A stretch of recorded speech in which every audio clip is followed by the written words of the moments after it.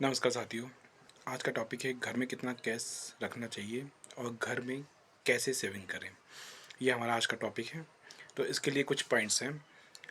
5 point में हम इस पर वर्क करेंगे, चर्चा करेंगे। पहला पॉइंट है कि इमरजेंसी फ़ंड। हमें कम से कम इतना पैसा रखना चाहिए कि हमें कोई इमरजेंसी जैसे कोई बीमारी हो गई या कुछ हो गया या कोई भी भगवान करे कोई दुर्घटना ना घटे।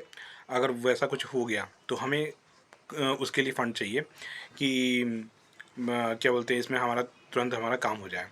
जैसे कि इसके लिए लगभग लगभग हमको 70-80 हज़ार रुपये घर में रखना चाहिए या फिर बैंक अकाउंट में रखना चाहिए, जो कि आराम से हम उसे यूज़ कर सकें। अब ये कैसे करेंगे कि अगर हम मान लो आपकी जो कमाई आ रही है, अपन दुकानदार हैं, 50 रुपये, 100 रुपये, 200 रुपये जो भी आपको लगे वो एक साइड में रखते जाइए।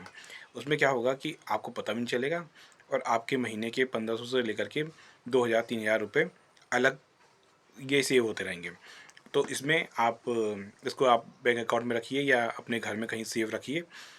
तो इसमें ये आपका इमरजेंसी फ़ंड बन जाएगा। दूसरा क्या है, रोज़ के कामों के लिए फ़ंड चाहिए रहता है। जैसे कि अपन को रोज़ के लिए कुछ ना कुछ लगता ही रहता है, गैस के लिए, बिजली के बिल के लिए, कोई भी और दूसरे काम हैं उनके लिए आपको को रोज़ फंड चाहिए रहता है। तो उसको आप अलग से रखिए कि भैया इमरजेंसी में, मतलब जैसे कि कोई भी खर्चा आया, दवाई का खर्चा कुछ भी आया तो उसमें हम उसको करना रहता है। तीसरा, बजटिंग। बजटिंग क्या है कि जैसे हमारा रोज़ कितना खर्च हो रहा है और कहाँ खर्च हो रहा है, ये देखना ज़रूरी रहता है। यानी कि महीने भर का आप देख लीजिए कि हर चीज़ें लिखिए कि हमारा पैसा यहाँ गया, खाने में कितना गया, किराने में कितना गया और दवाइयों में कितना गया, ये सब लिखिए। और मोबाइल में कितना गया, ओटीटी में कितना गया, ये सब आप लिख लिए।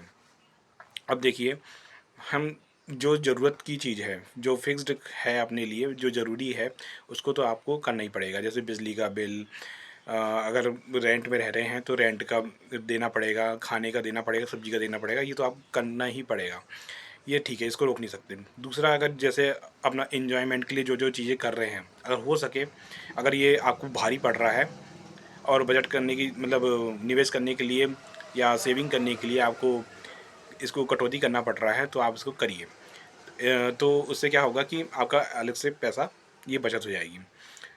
चौथा है परिवार के सदस्यों की रजामंदी। यानी कि आप ये करने वाले हो, आपके अपने परिवार के सदस्य को बिठा लीजिए, इनसे बात करिए कि भैया हमें इतना इतना पैसा जमा करना है और ये फ्यूचर में हमारे क्या क्या काम आएगा, हमें क्या क्या ख़रीदना है, हमें क्या क्या बिज़नेस करना है और हमारे ये कैसे दिन अलग होंगे, अच्छे होंगे, इसके लिए अलग से आपको उनको बैठाल करके बात करना पड़ेगा।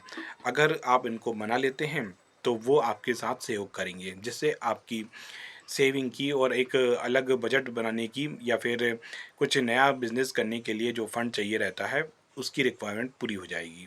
तो ये बहुत अच्छा रहेगा और साथ में आप इसके साथ में परिवार के सदस्यों के साथ में निवेश करने की आदत भी आप डालेंगे। तो परिवार के सदस्य भी इसमें जागरूक होंगे। ये और पाँचवा, रिज़ल्ट। अब क्या होगा, ये सब चीज़ें आप करेंगे तो आपका एक अलग से फ़ंड बनेगा, इमरजेंसी फ़ंड बन जाएगा, बजटिंग बन जाएगी, निवेश के लिए पैसा रहेगा और आगे चल के आपके नए बिज़नेस के लिए भी पैसा बचेगा, जिससे आपको फ़ायदा होगा। धन्यवाद।